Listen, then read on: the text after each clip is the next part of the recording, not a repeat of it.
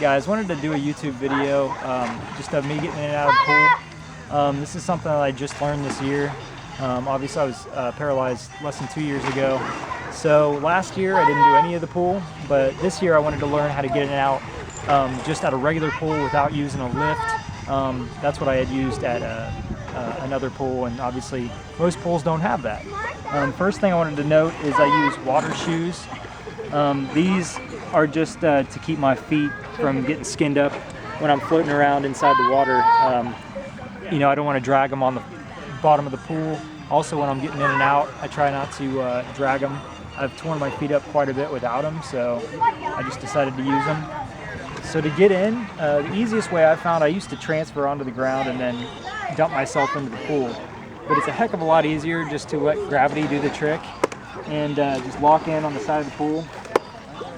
All I'm going to do is just fall in, and here's what it looks like.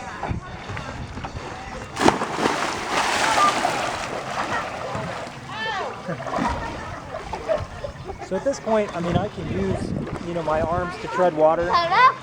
This was a really tricky part when I was in rehab trying to figure out how to tread water, but this is kind of the easiest way. All right, so obviously I can tread water, but I can't stand. I think I'm in about 5 feet of water right now. So if I just want to come to the pool and chill, I use a noodle. There's actually a trick to getting on the noodle. You got to do one armpit at a time.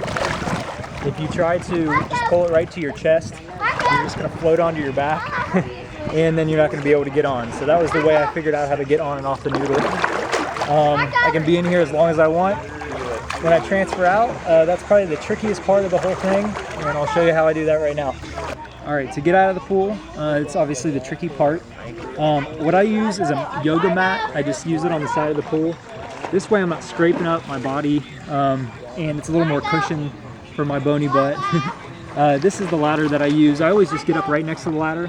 I'll pull myself out with my right arm, and then I'll try to push down with my left arm at the same time in order to just flop up, just get my body onto the mat itself. And then what I'll do is I'll roll over on my back, and then at that point I can kind of just shimmy up and get to a you know, seated position. So this is what that looks like.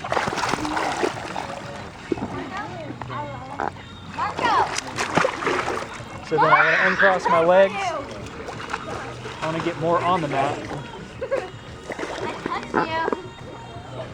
And then I can just sit in this position.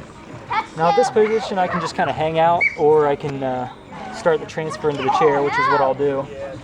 I usually just get my feet up out of the water, kind of in an Indian style position. I'll put one there.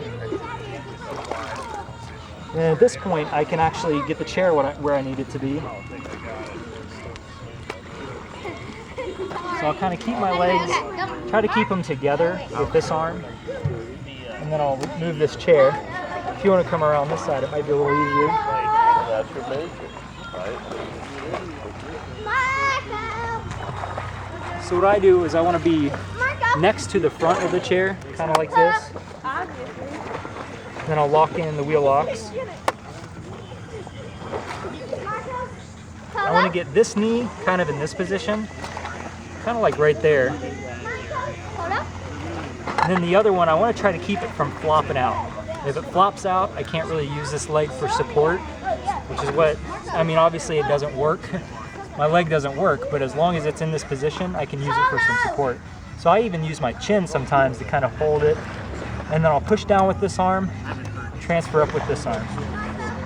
So I kind of just do a 1, 2, 3 heave-ho, 1, 2, 3. And then I'm in the chair. So that's pretty much it. If you have any questions, let me know.